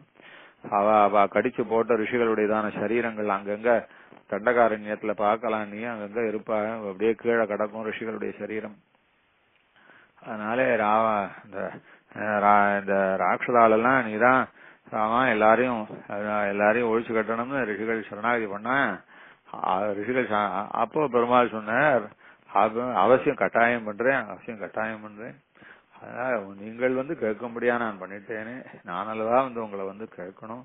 அதனால உபஸ்திதா நான் உங்களிடத்துல உங்களுக்கு என்ன ஒத்தாசை பண்ணணும்னு கேட்க வேண்டியிருக்கு, நீங்கள் சரணாகதி பண்ணவே கட்டாயம் அவசியம் செய்யறேன்னு பிரதிஜை பண்ணிட்டு அதுக்கப்புறம் அப்பால நகர்ந்து வரைச்சு சீதை கேட்கிறா, ஏன் நமக்கு ராட்சதாளோட எண்ணத்துக்கு வினா வைரம்ச ரௌத்ரதா, நாம் எதுக்கு அவளுடைய காரணம் இல்லாம ராட்சதாளோட எதுக்கு சண்டை போடணும் அப்படின்னு சொல்லச்சு. அப்போ சொல்றா, காரணம் இல்லாம நாம் ராட்சதாளோட சண்டை போட வேண்டாமேன்னு கேக்குறா. அது ஒரு பாயிண்ட். அது அப்ப பெருமாள் சொல்றார், இவ சரணாகதி பண்ணிருக்கா, அதனால சரணாகதிக்கு பலன் கொடுத்தாகணும். இருந்தாலும் உள்ளுக்குள்ள அபிப்பிராயம், சீதையனுடைய அபிப்பிராயம், காரணம் இல்லாம நாமே வலு சண்டைக்கு போகக்கூடாதுன்னு. அதனால சரி, என்ன அவளும் குழந்தைகள் தான், ராட்சதாலும் குழந்தைகள் தான் தாயாருக்கு திருவள்ளும். அதனால வலு சண்டைக்கு போகக்கூடாது, அவ வந்த சண்டையை விடதான் முடியாது. அதான் பெருமாள் அந்த மாதிரியா பேசிக்கிறார் தாயாரோட, வலு சண்டைக்கு போக வேண்டாம், வந்த சண்டையை விட வேண்டாம்னு அந்த மாதிரியான பாவத்துல இருக்கிறதுனால பார்த்தா 14 வருஷத்துல 13 வருஷம் ஆகி போச்சு. இன்னும் இது வரைக்கும் விராதன்னு ஒரே ஒரு ராட்சசன் தான் ஆட்டான். அது கூட முதல்லயே அவன் முதல் வருஷம் அவ சித்திரக்கூடத்திலிருந்து வனவாசத்துக்கு உள்ள நுழைஞ்ச உடனே தண்டகாரண்யத்துல முதல்லயே வந்துட்டான் அவன் சண்டைக்கு. அதனால அங்கதான் அதுக்கப்புறம் இன்னும் ஒரு ராட்சச பயல் வரல சண்டைக்கு. இப்ப மாரீச்சன் 3 பேரோட வந்தா 2 பேர் செத்து போயிட்டான்னு சொல்றான். ஆனா அவளை வேணா 2 பேரை கூட்டிக்கலாம். ஆக மொத்தம் ராமாயணத்துல இந்த 14 வருஷத்துல 13 வருஷம் ஆச்சு. இன்னும் ராமன் இது வரைக்கும் இந்த 3 ராட்சதால தவிர ஒரு ராட்சசனையும் சம்மாரம் பண்ணல. இன்னும் இருக்கிறத 1 வருஷம் தான் இருக்கு. இந்த 1 வருஷத்துல ராவணன் பரியந்தமா சம்மாரம் பண்ணி ஆகணும்னு பெருமாள் எதிர்பார்த்துட்டு இருக்கார். ஆனா வலுச்சண்டை வரல, அதான் அங்க பிரச்சனையே. அதனால என்ன தாயார் சொல்லியிருக்கா, வலு சண்டைக்கு போக வேண்டாம்னு சொல்லியிருக்கா. அதனால அது தாயார் என்ன சொன்னா, எந்த சண்டையா இருந்தாலும் அயோத்திக்கு போனா விட்டு வச்சுக்கலாமேன்னு ஆகும். அதுக்கு பெருமாள் சொன்னார், அப்பியகம் ஜீவி தம் ஜஹ்யாம் துவாம் வா சீதே சலக்ஷ்மணாம் ஐ பிரதிஜாம் சம்ஸ்ருத்ய பிராமணேபியோ விசேஷதா அப்படின்னு. என்ன சொன்ன, ராட்சதால சம்மானம் பண்ண வேண்டாங்கிறியா? அப்படி சொல்லாதேம்மா. அத்தியகம் ஜீவி, என்னையும் என் பிராணனையும் விடுவேன். துவாம் வா சீதே, அப்படி என் பிராணனோட ஒன்னையும் விடுவேன், அது மாதிரி லக்ஷ்மணனையும் விடுவேன், எல்லாத்தையும் விடுவேன். பிராமணால் சரணாகதி பண்ணுச்சு, அவளிடத்துல நான் கட்டாயம் உங்களுடைய அபிலாஷையை நிறைவேற்றி வைக்கிறேன்னு சொன்னேன். அந்த அபிலாஷையை நிறைவேற்றாம விட மாட்டேன் நான் அப்படின்னு சொல்லச்சு தாயார். அதான் வலுச்சண்டைக்கு வேண்டான்னு ஒரு வார்த்தை சொல்லி வச்சா. அந்த வார்த்தைக்காகத்தான் காத்துட்டு இருக்கார். இது என்ன வலுச்சண்டை வரலையே, வினா வைரம் ரௌத்ரதா அப்படின்னு. வினா வைரம் காரணம் இல்லாம வலுச்சண்டை எதுக்குன்னு தாயார் சொல்லி வச்சாலே, இன்னும் ஒரு வலுச்சண்டை ஒன்னும் வரலையே, என்ன செய்யுது அப்படின்னு ஆச்சு. 13 வருஷம் ஆச்சு, இன்னும் ஒரு வருஷம் தான் பாக்கி இருக்குன்னுச்சே இந்த சூர்பனக்கு வந்தா. அப்படி ராவணோ நாமமே பிராதா ராட்சசோ ராட்சசேஸ்வர பிரவருத்த நித்ரஸ்வரதம் கும்பகர்ணோ மகாபலஹா. எங்க அண்ணா தான் ராவணன் வந்தா. அப்பா வா அண்ணா தான் எதிர்பார்த்துட்டு இருக்கேன். இன்னும் வலுச்சண்டைக்கு ஆள் ஆகப்படலையே, என்ன இப்படியாக்கும், இப்படியே 13 வருஷம் ஆகி போச்சே, இன்னும் 1 வருஷம் தானே இருக்குன்னு நினைச்சுட்டே இருந்தேன். வந்தயான்னு. அதனாலதான் இந்த சூர்பனகைய தப்ப வச்சுட்டாரு சுவாமி. இல்லன்னா சூர்பனக அதுவும் சீதைய சாப்பிடுறேன்னு போனவளை போய் தப்ப வைக்கலாமா சுவாமி? அதாவது ஸ்ரீவதம் கூடாது, சரி ஸ்ரீவதம் கூடாதுன்னாலும் ஸ்ரீ நம்மள வதம் பண்றேன்னு வரைச்சே சும்மா விட்டு முடியுமா? எப்படி தாடகைய வதம் பண்ணாரோ இல்லையோ, அதான் ஸ்ரீவதம் கூடாதுன்னாலும் அது அந்த ஸ்ரீ நம்மள வதம் பண்ண வரேன்னு சொல்லுச்சே, அதுக்கு ஐயோ ஸ்ரீவதம் கூடாது அப்படின்னு சொல்லி ஒதுங்கி நிக்க முடியும்? அப்ப எப்படி தாடகைய சம்மாரம் பண்ணாரோ அதே போல சூர்பனகையும் சம்மாரம் பண்ணினா பண்ணிருக்கணும். ஆனா இருந்தாலும் பெருமாள் ஷூர் பண்ணிருக்கானே அந்த காதையும் மூக்கையும் மட்டும் அறுத்து அவளை தப்ப வச்சு விட்டார் சுவாமி. அதனால அது சூர்பனிய தப்ப வச்சதுக்கு காரணம் என்னன்னா இதேதான் ராவணனுடைய தங்கன்னு சொல்லிட்டு வரா. ரிஷிகள் சரணாகதி பண்ணிருக்கா. இன்னும் ஒரு ராட்சசம் கூட ஆகப்படல, சண்டைக்கு வரல. இப்ப வீண் சண்டைக்கும் போகக்கூடாதுன்னு தாயார் சொல்றா. இப்ப வீண் சண்டை இல்லாம வலு சண்டை வரணும்னா எங்க இருந்து வரும்? அதனால சண்டை அவாதான் சண்டை போட்டுன்னு வரணும். அந்த சண்டைக்கு காரணமா இந்த சூர்பனகை ஆட்டா. இந்த சூர்பனகையானவள் சும்மா இருக்க மாட்டா. சாதாரணமா புருஷாளுக்கே கரம்னா கரம் வைப்பா, ரொம்ப ராட்சசாள். பெண்ணா கேட்கவே வேண்டாம், நிச்சயமா இவ கரம் வச்சுட்டு எப்படியாவது போய் அண்ணா கிட்ட சொல்லி அண்ணா சண்டைக்கு கூப்பிட்டுன்னு வருவோம், அப்ப ஒரு கை பார்த்து விடலாம். அதனாலதான் சூர்பனகைய தப்ப வச்சுட்டார் சுவாமி. மாரீச்சனை எப்படி தப்ப வச்சாரோ அதே காரணம் தான் சூர்பனகையும் தப்ப வச்சு. அதனால சூர்பனகைய தப்ப வச்சு விட்டார் சுவாமி. சூர்பனகைய தப்ப வச்சது போக ஒண்ணுக்கு ரெண்டா விடுறாரு அவர். அகம்பனன்னு ஒருத்தன், அவனையும் தப்ப வச்சு விடுறாரு அவர். 14,000 ராட்சசாள் வந்தாலே 14,000 ராட்சசாள்ல அகம்பனன்னு ஒருத்தன், அவன் மாத்திரம் தப்பிச்சு போயிடுறான். ராமபாணத்துக்கு தப்பிச்சு ஒருத்தன் போக முடியுமாயா அப்படின்னா? அதான் ராவணன் கேக்குறான் அகம்பனனை, டேய் நீ எப்படா தப்பி வந்த? 14,000 பேர்ல மொத்த பேரும் போயிட்டாங்கிற, ஒன்ன மொத்தம் எப்படா ராமன் விட்டான்? என்ன நீ என்ன ராமனுக்கு வேண்டியவனா? என்ன பண்ண? சரணாகதி ஏதாவது பண்ணியா? என்ன சமாச்சாரம்? எப்படி ஒன்ன மட்டும் தப்ப வச்சு விட்டான்னா? இல்ல சுவாமி தலைவா, அது இல்ல, நான் எப்படியோ தப்பிச்சு வந்துட்டேன் அப்படின்னு. அதான்டா எப்படிடா தப்பிச்சு வந்தேன்னு கேக்குறேன். எப்படியோ தப்பிச்சு வந்தேன்னா என்னன்னா, அதுக்கு ராமாயணத்துல இல்ல, ஆனா வியாக்கியானங்கள்ல சொல்லச்சு அவன் புடவைய சுத்தின்னு விட்டானா. புடவைய சுத்தின்ற உடனே ராமன் புடவை கண்ணுக்கு தெரிஞ்சா ராமன் நிமிந்தே பார்க்க மாட்டானா. உடனே ராவணன் கேட்பானா, ஏண்டா நீ புடவை சுத்தின்டா உன் மூஞ்சி மோரட்ட தெரியாதாடா? தாடியும் மீசியும் பேனு தலையும் இந்த கண்ணும் மொழியும் மூக்கும் உன்னை பார்த்தா தெரியாதா அப்படின்னா? அது தலைவா, புடவை சுத்தின்டான்னா உடனே இந்த புடவை சுத்தின்னு இருக்கிறவா மூஞ்சி எப்படி இருக்கும்னு நீ பாப்ப. ஆனா ராமன் அப்ப ஏற்பட்டவன் இல்லப்பா.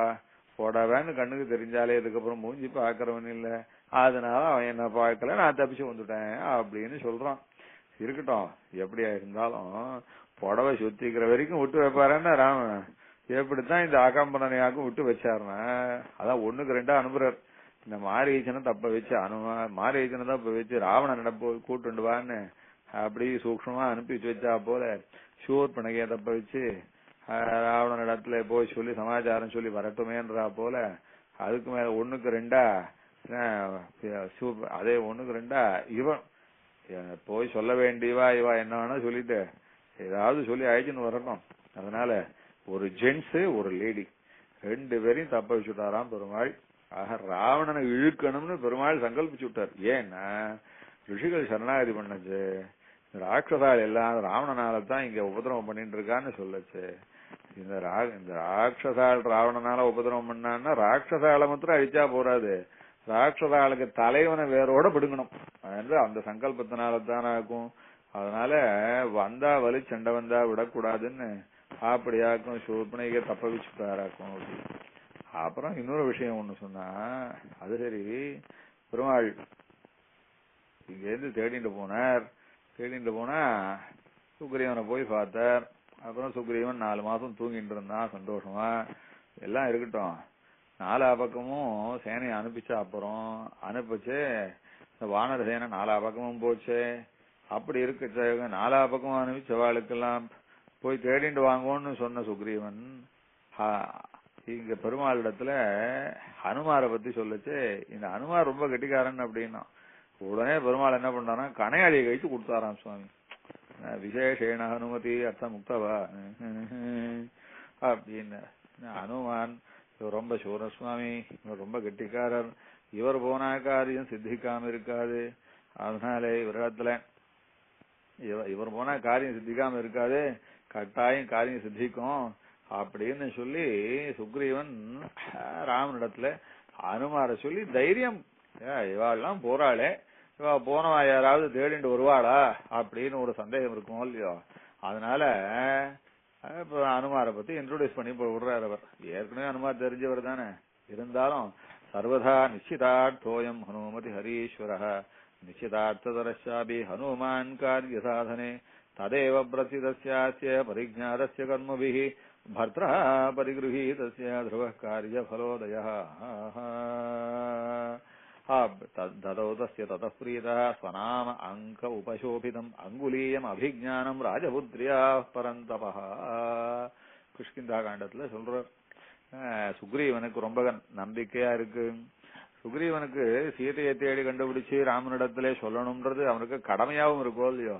பெருமாள் சுக்ரீவனுக்கு வேண்டியதெல்லாம் முடிச்சு கொடுத்துருக்கார். சுக்ரீவனும் பெருமாளுக்கு வேண்டியதை முடிச்சு கொடுக்கணுமோ இல்லையோ. சுக்ரீவன் ரொம்ப நம்பிக்கையா இருக்கானே. எப்படி நம்பிக்கையா இருக்கான்னா, சர்வதா நிச்சிதார்த்தோயம் ஹனுமதி ஹரீஸ்வரः தெற்கே அனுப்பப்பட போகிறதான இந்த ஹனுமான் நிச்சயமாக தேடிக்கொண்டு வருவார். ஏற்கனவே தெற்கதான் இருப்பாளோன்னு ஊகம் இருக்கு. ஏன்னா அந்த இவரே சொல்லு, ஜடாயுவே சொல்லு, ராவணன் தூக்கின்னு போயிட்டாம்பா அப்படின்னு அவர் ஒரு வார்த்தை சொல்லி வச்சிருக்காரு. அதனால ராவணனைத்தான் தேடிட்டு வரா. சர்வதா நிச்சிதா அங்க அவன் தெற்கத்தான் இருக்கான்னு ஏற்கனவே ஓரளவு ஊகம்லாம் இருக்கு. லங்கையில தான் எப்படியும் சீதையும் வச்சிருப்பான்னு ஊகம் இருக்கு. அதனால தெற்கு அனுப்பச்சு. அனுப்புறவாள்ல யார் ரொம்ப கெட்டிக்காராளா இருக்காளோ அவளால தான் இந்த சீதையை சந்திக்க முடியும். சாமான்யமா முடியாது. ராவணன் லேசப்பட்டவன் கிடையாது. 3 லோகத்துக்கும் அதிபதினா 3 லோகத்துல இருக்கிற அத்தனை சூக்ஷ்மங்களும் தெரியும். தேவதைகளுடைய விஷமத்தனமே தெரியும் ராவணனுக்கு.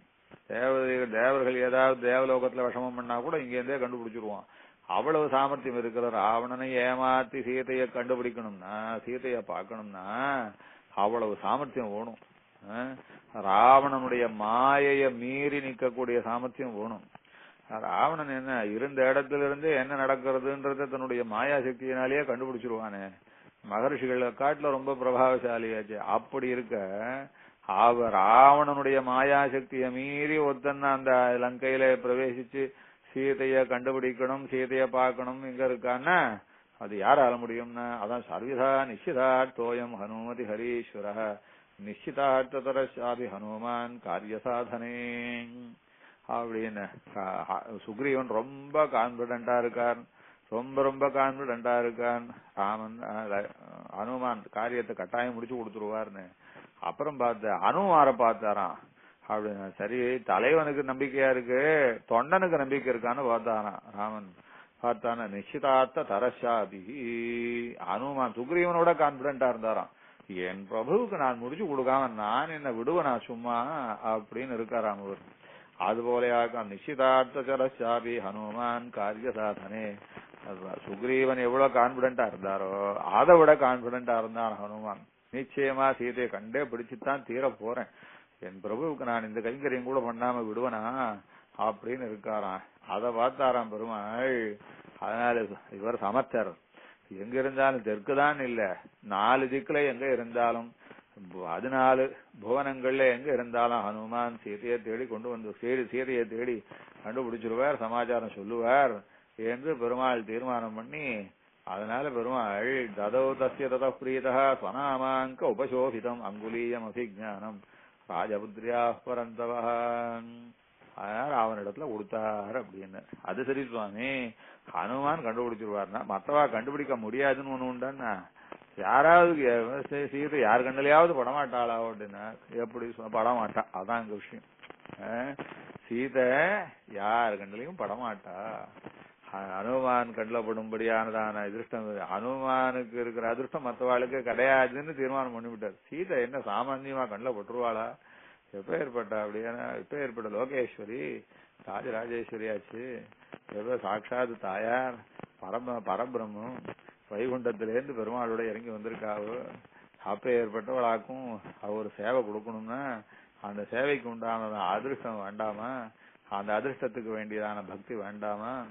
அத்தனை குரங்குகள்ல யாரிடத்துல அவ்வளவு பக்தி இருக்குன்னா இந்த ராமனிடத்திலே பக்தியும், ராமனிடத்திலே பக்தியினாலே ராமனுடையதான தேவியனிடத்திலே பத்னியும், அப்பேற்பட்டதான வசந்த மனோதைரியமும், அதை காட்டிலும் வசந்த பிரம்மச்சரியமும் எல்லாம் யாரிடத்துல இருக்குன்னா அனுமாரிடத்துலதான் இருக்கு. அதனால இப்ப ஏற்பட்ட வசந்த பிரம்மச்சரியத்தோட, வசந்த மனோபாவத்தோட, வசந்த மனோபக்தியோட ராமனுடைய சரணாரவிந்தத்திலே இருக்கு அனன்ய பிரயோஜனமாக கைங்கரியம் பண்ண வேணும் என்றதான ஒரு அத்தியவசாயத்தோடு இருப்பதனால இந்த ஹனுமானுக்கு இந்த அதிருஷ்டம் இருக்கு. சீதா தேவிய தரிசனம் பண்ணும்படியான அதிருஷ்டம் இருக்கு. ராவணனுடைய மாயையெல்லாம் கடந்து சீதா தேவிய தரிசனம் பண்றதுக்கு அதிருஷ்டம் இருக்கு. ராவணன் இருக்கிற லங்கையில நுழைய புகுந்த உடனே முதல்ல ஒரு லங்கா தேவின்னு சொல்லி ஒரு பிசாசு வந்து முதல்ல நிக்கிறது. அந்த அளவுக்கு லங்கையில ரொம்ப தெய்வீகமான காவல் போட்டிருக்கான் அவன். பெரிய யார உள்ள நுழைஞ்சான்னா அந்த லங்கா தேவி லங்கா அவளே கண்டுபிடிச்சிருவோம் யார் எக்ஸ்ட்ரா யார் வந்திருக்கா, விசா வாங்காம யார் வராங்கன்னு. அந்த அளவுக்கு லங்கை அப்ப ஏற்பட்டதான பிரவேசிக்க முடியாதான லங்கை. அந்த லங்கையிலே இவன் பிரவேசிப்பான்னு எல்லாத்தையும் தீர்மானம் பண்ணித்தான் சீதா தேவிய ஒருத்தன் கடத்திட்டு போறான்னா அவன் எப்ப ஏற்பட்ட மாயாவியா இருப்பானவன். அப்ப ஏற்பட்ட மாயாவினுடையதான மாயையெல்லாம் கடந்து ஒருத்தன் ஜெயிச்சுண்டு வரணும்னா இது சாமானியமான இந்த வானரங்களாலே முடியாது, ஒருத்தரால தான் முடியும் என்று தீர்மானம் பண்ணித்தான் பெருமாள் தர உதசிய தர புரீதா ஸ்வநாம அங்க உபசோபிதம் கேப்பா. அது என்னது இத்தனை குரங்குகள் போச்சு, எல்லாரிடத்துலயும் ஒரு ஒரு அடையாளத்தை கொடுத்து இதெல்லாம் நான் தான் கொடுத்தேன்னு யார் பார்த்தாலும் சீத்தையின் இடத்துல இதை சொல்லுங்கோ இதை காட்டுங்கன்னு சொல்லிருக்க வேண்டாமா? இப்படியா கோடான்னு கோடி வானரங்கள்ல ஹனுமாரிடத்துல மாத்திரம் இந்த கணையாளியை கொடுத்தாரு. இது என்ன சுவாமி இதனுடைய சூக்ஷ்மமே புரியலையே, ஹனுமார் மாத்திரம் தான் கணையாளியை பித்துட்டு போகணுமான்னா இதுதான் காரணம். அது அதனால அது சுக்ரீவனும் ஹனுமாரிடத்துல நம்பிக்கையா இருந்தான். சுக்ரீவனை காட்டிலும் ஹனுமார் தான் நம்பிக்கையா இருந்தார். ராம கைங்கரியத்திலே ஜெயிச்சுட்டு தான் வரப்போறோம்னு. அதுக்கு மேலே ராம பக்தியும் ராம விஸ்வாசமும் புத்தியும் சாதுரியமும் எல்லாத்தையும் ராமன் கணிசிச்சு சீதா தேவியினுடைய தரிசனம் கிடைக்கிறதுக்கு உயர்ந்த பக்தனா இருக்கக்கூடியவன் இந்த ஹனுமான் தான் இவனுக்கு தான் கிடைக்கும் என்று அந்த அங்குலியத்தை கொடுத்தாராம். அப்பேற்பட்ட பதிவிரதா தேவி, அப்பேற்பட்ட மகா பாதிவிரத்தியம் உடையவதான அந்த பெருந்தேவி தாயார் அவளே அங்கே சீதையா சேவை சாதிக்குது. அந்த தரிசனம் கிடைக்கணுமே அது, அதனால அந்த தரிசனம் ஹனுமானுக்கு தான் கிடைக்கும்னு கொடுத்தாராம். இப்படியாக்கும் ராமாயணத்துல இப்படியே நிறைய ஆன்சர் கிடைக்காது போல தெரியும். அந்த மாதிரியான கேள்வி எல்லாம் நிறைய உண்டு. இன்னொன்னு கூட சொல்றேன், கொஞ்சம் ஒரு 5 நிமிஷம் டைம் இருக்கு அதுக்காக சொல்றேன். என்னன்னா பெருமாள் வனவாசத்துக்கு புறப்பட்டார். பெருமாளுடைய தாயார் புறப்பட்டார். தாயார் ஏன் புறப்பட்டார்னா அது தாயார் சொன்னா என்ன இது நியாயம், இது பர்த்தா எங்க இருக்காரோ அங்கத்தான் பத்னியும் இருக்கணும். இது எப்படி ஏன்னா பெருமாள் கௌசல்யா தேவிய நிறுத்தச்சே கௌசல்யா சொன்னாலும் இல்லையோ, ராமா இனிமே எனக்கு என்ன இருக்கு இங்க நான் என்ன தசரதரோட நான் இங்க இருக்க வேண்டிய அவசியம் கிடையாது. எப்ப என் பிள்ளைய காட்டுக்கு அனுப்பிச்சாரோ அந்த பிள்ளையோட தான் நான் காட்டுக்கு போகிறேன். உன்னோடய வந்துடுறேன், என்னையும் சேர்த்து அழைச்சிட்டு போப்பா, நான் இங்க இருக்க மாட்டேன்னு சொல்லச்சே பெருமாள் ஆச்சரியமா ஒரு போட்டு மடக்கினார் ஒரு கௌசல்யாமா. இப்படி சொல்லலாமா நீ, இப்படி சொல்லுவியா நீ, உன் வாயாலே இப்படி சொல்லுவியாமா? எந்த தர்மத்தை நாம் பரிபாலிக்கிறோமோ அந்த தர்மம் ஒண்ணு அனுப்புமா, நியாயமா சொல்லுமா? அக்னிஹோத்திர பத்னியா சேனி தசரதருடைய அக்னிஹோத்திரத்தை 60,000 வருஷம் தசரதருடைய அக்னிஹோத்திரம் பண்ணி வச்சு அந்த அக்னிஹோத்திர பத்னியா இருக்கிற நீ இந்த அப்பா அக்னியை இழக்கும்படியாக நீ என்னோடைய புறப்பட்டு வரலாமா? இது நியாயமா? அப்படின்னு பத்னி இருக்கணுமோ இல்லையா அக்னிஹோத்திரத்துக்கு அப்படின்னு. அம்மா தர்மத்தை அழிச்சுட்டு என்னோட வரேன்னு சொல்றியாமா, நியாயமா இது அப்படின்னு. நாம இப்பெல்லாம் சந்தியா வந்தனோம்னா அதை பத்தி என்ன ஆப்பம் பாத்துக்கலாம் அப்படின்னு எவ்வளவு பேர் எப்படி எப்படி எல்லாம் விட்டுட்டா ராமன் கேக்குறார், அம்மா அக்னிஹோத்திரத்தை அழிச்சுட்டு புறப்பட்டு வருவியா நீ, நியாயமா இது உன் வாயால இப்படி சொல்லுவியாமா? எங்க அம்மான்னா எனக்கு தர்மத்தை வழிகாட்டினவா யாரு? அம்மா அப்பா தானே வழிகாட்டுறா தர்மத்துக்கு முதல்ல, அப்புறம் தானே லோகம் தெரிஞ்சாவிட்டு ஆச்சாரியன் வழிகாட்டுறாரு. அப்ப எனக்கு தர்மத்துல ருச்சியை ஏற்படுத்தின அம்மா நீ இப்போது இந்த தர்மத்தை பரித்தியாகம் பண்றேன்னு சொல்றியேமா, இது நியாயமாயுது? அக்னி கிரகபதி அபிசம்பசானாக வீட்டுக்கு க்ஷேமம் அக்னிஹோத்திரத்தினாலேன்னு அந்த காலத்துல நம்பினான். அதனாலே நம்ம அந்த மாட்டுக்கு க்ஷேமம் அக்னிஹோத்திரத்தினால அக்னி அழிச்சுட்டு வரேன்னு சொல்றியேமா, நீ விட்டு வரலாமா அப்படின்னு. கௌசல்ய அடா ராமா அழகா பேசுறடா குழந்தை, நீ உன் பேச்சுக்கு என்னாலே எதிர் பேச்சு பேச முடியல, நியாயமா பேசுறடா. எம்பாலயதி தன்மந்துவம் சத்யாஜ நிஜமே நஜ சவை ராகவ சார்தோல தர்மத்வாம் அபிரக்ஷது. அப்பா தர்மத்தை பேசுறேன், நியாயத்தை பேசுறேன், தர்மஸ்வரூபத்தை சொல்லி என்ன நீ தடுக்கிறேன், எந்த தர்மத்தை சொல்லி என்னை நீ ரட்சிக்க வேணும்னு சொன்னையோ அதே தர்மமானது உன்னையும் ரட்சிக்குமப்பா. நீ போய் வா, நீ நன்னா இருப்ப, க்ஷேமமா இருப்ப, ஜெயமா திரும்பி வருவேன். மங்களமாதி எம்பாலை தர்மந்தம் திருத்தியாஜனயமேன ஜவை ராகவசார்தூல தர்மத்வாம் அபிரக்து உன்னை ரட்சிக்குமப்பான்னு சொல்லி மனசார மங்களாசாசனம் பண்ணி தான் தசரதரோடே சேர்ந்து அனுஷ்டிச்சுதான தர்மங்கள் மேலே நம்பிக்கை வச்சு ராமனு காட்டுக்கு அனுப்புறான். ஏன் அப்படி ஆகும். அதனால அதை வச்சுட்டு சீதை மடக்கிறா ராமன். இது என்ன நியாயமா இருக்கு? உங்க அப்பாவோட உங்க அம்மா பிரிஞ்சு இருக்க கூடாதுன்னு அங்க சொல்லிவிட்டு இங்க வந்து என்னை விட்டுட்டு நீங்க காட்டுக்கு போறேன்னு சொல்றீங்களே, இதுன்னு ஆத்துக்கார பிரிஞ்சு பத்தினி இருக்கலாமா? இது நியாயமா? இது ஒரு க்ஷணம் பிரிஞ்சு இருக்கலாமா?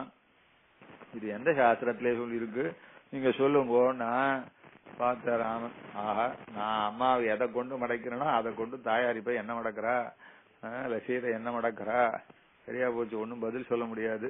சரி ரைட், சரி கிளம்பு அப்படின்னு சொல்லி எவ்வளவு நடக்கிறது பேச்சுவார்த்தை. சீதை ரொம்ப அழறா, எல்லாம் பண்றா. முடியவே முடியாதுன்னு சொன்னா, நான் இருக்கவே மாட்டேன்னு சொன்னா, நான் செத்தே போயிடுவேன்னு சொன்னா, எல்லாம் இருக்கட்டும். ஆனா இருந்தாலும் முக்கியமான பாயிண்ட் என்னன்னா, இதான் பாயிண்ட். எப்படி ஆகும்,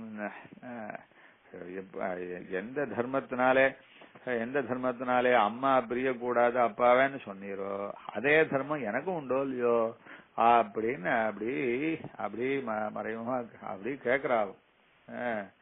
அதான் அது ரொம்ப நல்லா இருக்கும். அந்த இடம் வரைச்சு ஸ்ரீமத் ராமாயணத்துல அப்ப வரைச்சே சொல்றேன். அப்படி இருக்கு. இப்ப சரி சீதை கிளம்பியாச்சுன்னா இப்ப லக்ஷ்மணன் பிடிவாதம் பிடிக்கிறார்.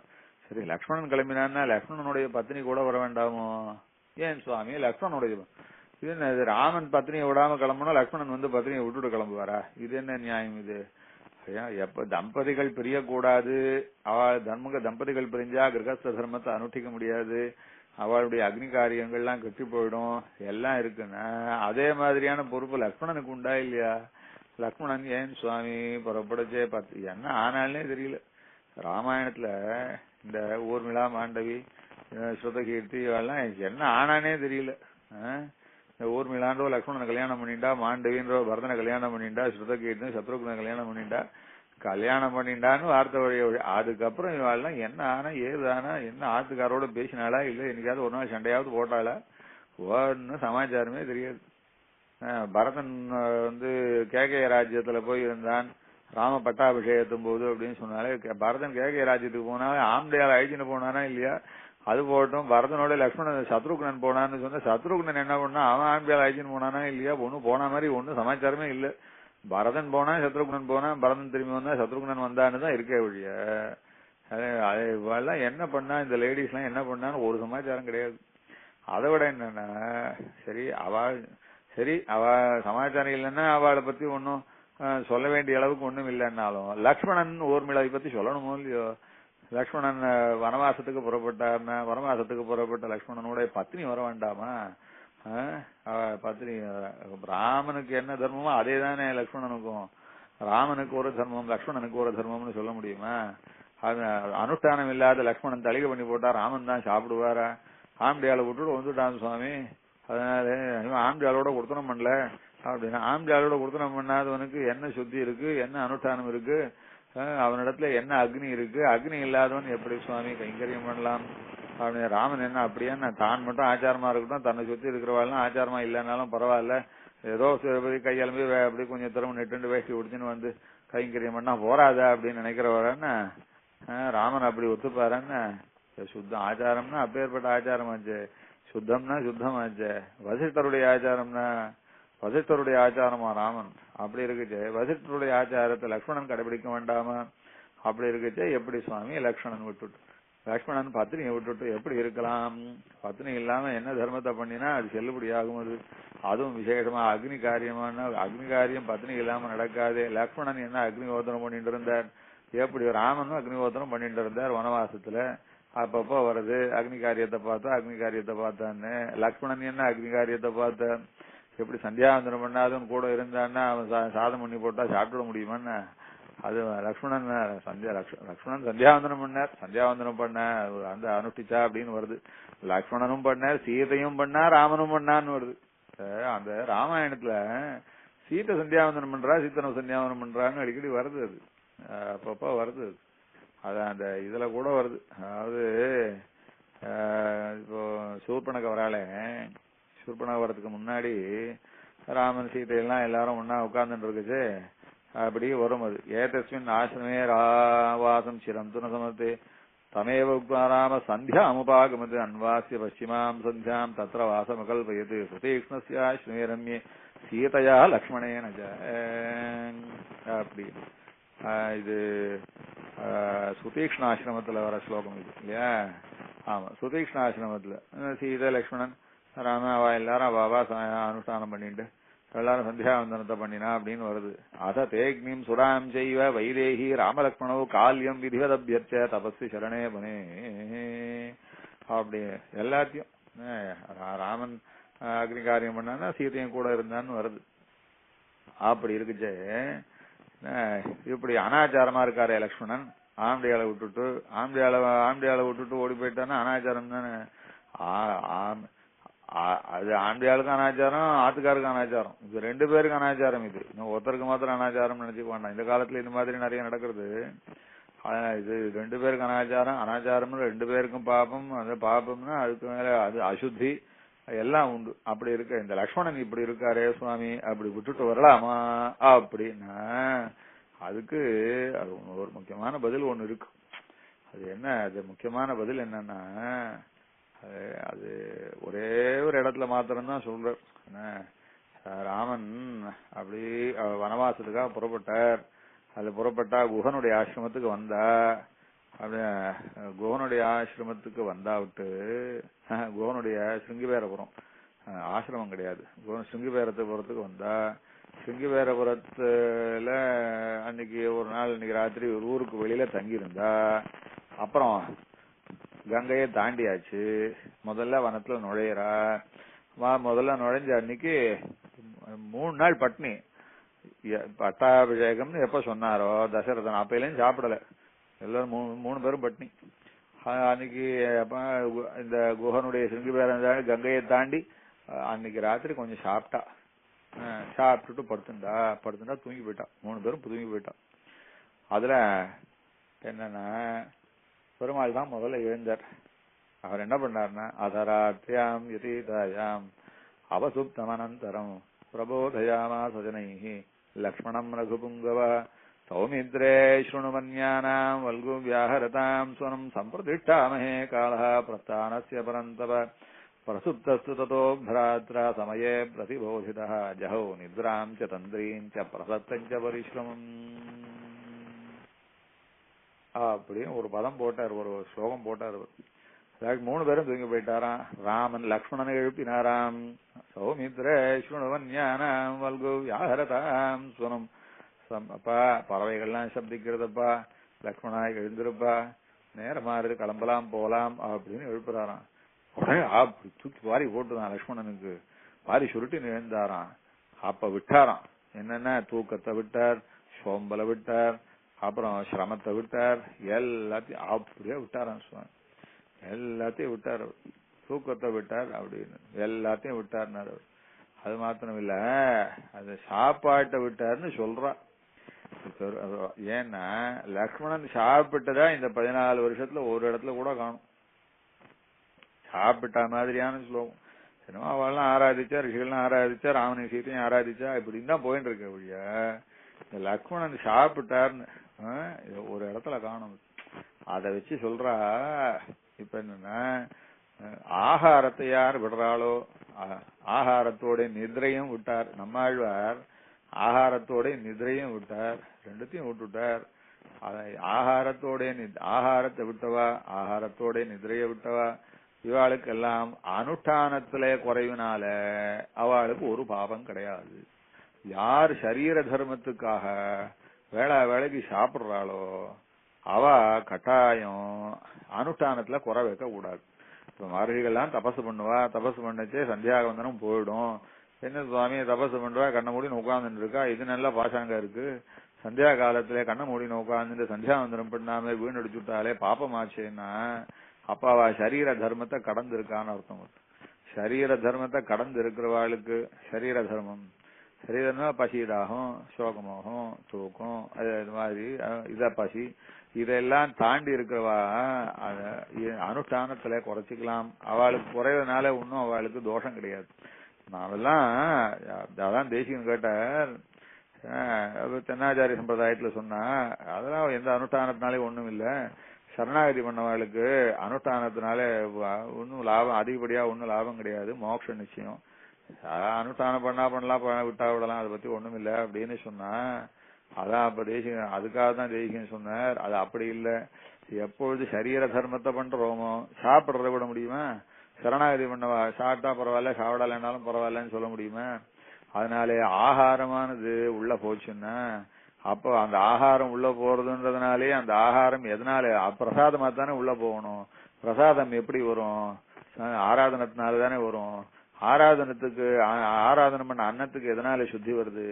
அந்த பஞ்சமகா யஜ்ஞத்தினால தானே, வைசுதேவத்தினால தானே சுத்தி வருது. வைசுதேவம் எதனால வரும்? சந்தியாவந்தனாதி கர்மாக்கள் அனுஷ்டிச்சுட்டு இருந்தா தானே வைசுதேவம் பண்ண முடியும். ஆக ஆகாரம் உள்ள போச்சுன்னாலே அது ஆகாரத்துக்கு வேண்டியதான மற்ற காரியங்களான நித்திய கர்மானுஷ்டானங்களை கட்டாயம் பண்ணி ஆகணும். ஆகாரம் வேண்டாம் அப்படின்னா அப்புறம் அனுஷ்டானத்தை பத்தி கவலை இல்லை. அதனாலதான் இளைய பெருமாள் அனுஷ்டான பத்தி கவலை இல்லை. அதனால அனுஷ்டானத்தை பத்தி கவலை இல்லைன்னா அப்ப என்னத்துக்கு ஆம்பியாலும் தேவையில்லை. அனுஷ்டானத்துக்கு தானே ஆம்பியால் வேணும். அக்னி காரியத்துக்கு பத்னி வேணும்னா அக்னி காரியமே தேவையில்லையே, அப்புறம் பத்னி என்னத்துக்கு அப்படின்னு அப்படியா சமாச்சாரம்? இது நியாயமா தான் இருக்கு. சரி, இளைய பெருமாள் அனுஷ்டிக்கல சரி அப்படின்னு, ஐயோ பத்னி கதை என்ன ஆச்சு அப்படின்னு. அவ லக்ஷ்மணனுக்கு வேணா பத்னி வேண்டாமா? ஒழியோ பத்னிக்கு ஆத்துக்கார வேண்டாமா? அவ ஆத்துக்காருக்கு விசுரோஷம் பண்ண வேண்டாமா? அவளுடைய தர்மம் ஆச்சு அது. இவருடைய தர்மம் பத்னியோட இருந்து அக்னிஹோத்திராதி கர்ம அனுஷ்டானங்களை பண்ணணும்னா அவளுடைய தர்மம் ஆத்துக்காருக்கு கூட இருந்து அனுஷ்டானங்களையும் மற்ற சமயங்களையும் சுசுரூஷ பண்ண வேண்டாமோ அப்படின்னா அதுக்கு ஒரு பதில் சொன்னா, அது யாருக்கு வேணும்னா அதுவும் அப்படியாவது சாப்பிட்றவாளுக்கு தானே வேணும்னா. ஏன்னா தலை சுத்தி பண்ண கண்ணை மூடின்னு படுத்துண்டாச்சு, எழுந்துக்க முடியல சுவாமி. யாரு கண்ணை விழிச்சு யார் எழுந்து இருந்து உலகத்தை பாக்குறாளோ அவளுக்கு தானே ஆத்துக்கார், அதுக்கு மேல ஆத்துக்காருக்கு கைங்கரியம் சுசுரூஷன்னு. ஊர்மிளை என்ன பண்ணான்னா 14 வருஷமும் தூங்கிட்டு இருந்தா அப்படின்னு. இது ராமாயணத்துல இல்ல, ஆனா பெரியவா சொல்றது 14 வருஷமும் தூங்கிட்டு இருந்தா சுவாமி. அதனால கண்ணு ஏன் தூங்கிட்டு இருந்தான்னா லக்ஷ்மணனுடைய தூக்கத்தையும் சேர்த்து வாங்கிட்டு விட்டாளாம், அதனாலே தூங்கிட்டு இருந்தாளாம். அதனால லக்ஷ்மணனுடைய தூக்கத்தை அவ வாங்கிட்டு இருந்த ஊர்மிளை தூங்கிட்டு இருந்ததுனாலே அவளுக்கு ஆத்துக்காருக்கு சுசுரூஷம் பண்ணணும்ன்றதான தர்மம் அப்பொழுது அவசியம் இல்ல. லக்ஷ்மணனுக்கு பத்னி வேணும்னு அவசியம் இல்ல தர்மத்தை அனுஷ்டிக்கிறதுக்கு. ஏன்னா இவர் தான் ஆகாரமே சாப்பிடலையே. அதனால இவர் ஆகாரமே இவர் தூங்கல ஆகாரம் சாப்பிடன்றதுனாலே இவருக்கு தர்மத்துக்கு ஒன்னும் லோபம் இல்ல. அவ கண்ணே விழிக்கலன்றதுனாலே அவளுடைய தர்மத்துக்கு லோபம் இல்ல. 2 பேருடைய தர்மத்துக்கு லோபம் இல்லன்றதுனால லக்ஷ்மணனும் அவ ஊர்மிளையும் பிரிஞ்சிருந்தா சுவாமி, தப்பு இல்லைன்னுட்டாவும். அதனால இப்படி சில விஷயங்கள் அது பதில் சொல்லல போல தெரியும், ஆனா இருந்தாலும் அதுக்கெல்லாம் பதில் உண்டு ராமாயணத்துல. ஆட்டம் அடுத்த வாரம் மேற்கொண்டு ராமனை எங்க விட்டோம்னா அந்த விஸ்வாமித்திர யாக சம்ரக்ஷணத்துல விட்டோம் ராமாயணத்தை. அது போன வாரம் 10வது உபன்யாசத்துல விட்டோம். இன்னைக்கு 16வது உபன்யாசத்துல இப்படி பொது விஷயங்கள் பேசினோம். திருப்பி அடுத்த வாரம் ராமாயணத்தை மீண்டும் அந்த விட்ட இடத்துல இருந்து தொடங்கிக்கலாம். கவிதார்க்கிக சிம்ஹாய கல்யாண குணசாலினே ஸ்ரீமதே வெங்கடேஷாய வேதாந்த குரவே நமஹ.